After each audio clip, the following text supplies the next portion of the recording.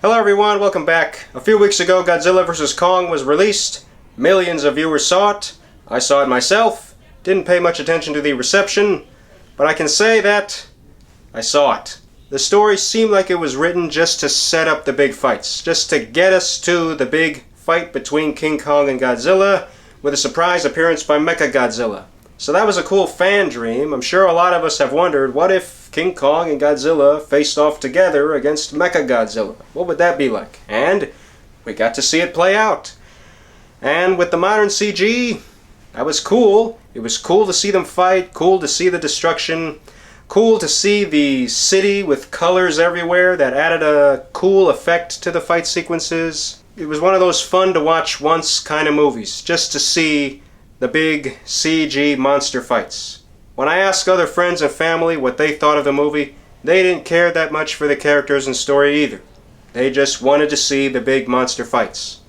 And this brought my attention back to storytelling. I remember in the 90s we had that really bad Hollywood Godzilla movie, and there was a cartoon series that followed it.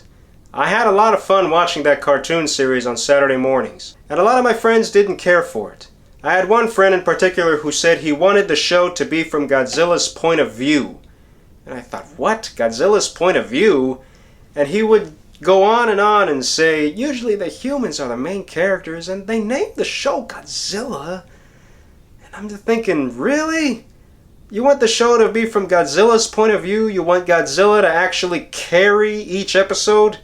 If that were the case, then we would just see Godzilla roaming around and roaring and breathing fire and fighting monsters. And you can certainly get that in the video games. But for a TV series, you need writing. You need the human beings. Godzilla was all about the humans carrying the story to set up the big monster fights. Obviously, without the monsters, it would be pointless. But without the humans, it's brainless. You need the humans. Godzilla the series had good episodes with good stories and a good human team that had rich, interesting dynamic with each team member, and they carried the story well, leading up to the big fights, exciting us for the big fights and pleasing us when the fight was over. There was a King Kong vs. Godzilla movie before this new one. It was made in 1963. I have not seen it. I'm not in a hurry to see it. I'm sure it's fun, but I'll see it when I'm in the right mood. I want to focus more on the original King Kong and the original Godzilla.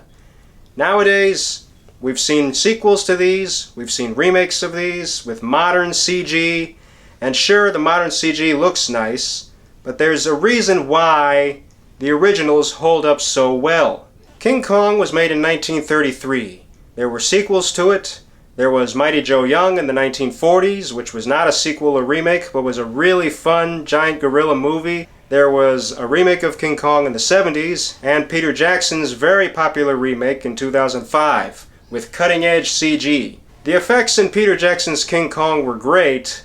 I even had some classmates who said they loved this remake more than the original King Kong.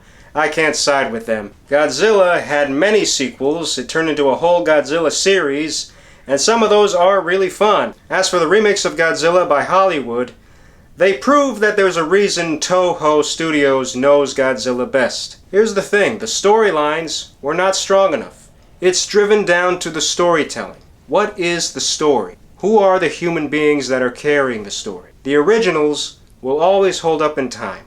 And here's why. They had deep, complex stories that set up the horror. The story carries the effects, not the effects carrying the story. With the original King Kong, we had a story. We had a strong story. We had humans. We had a big setup. It excited us to see the monster, the big monster King Kong coming out at the end. It was great, and it holds up very well. The original Godzilla, made in the 1950s by Toho, terrific storytelling, and the attack of a monster that symbolizes nuclear attacks. It was made in 1954, not long after the end of World War II. We see strong humans. We see realistic human beings throughout the story. And that is why the destruction sequences work so well in horrifying us. When the storytelling and acting are this strong, the effects will work. In King Kong, it was stop-motion visual effects, and with Godzilla, it was a rubber costume and miniature city sets made for destruction.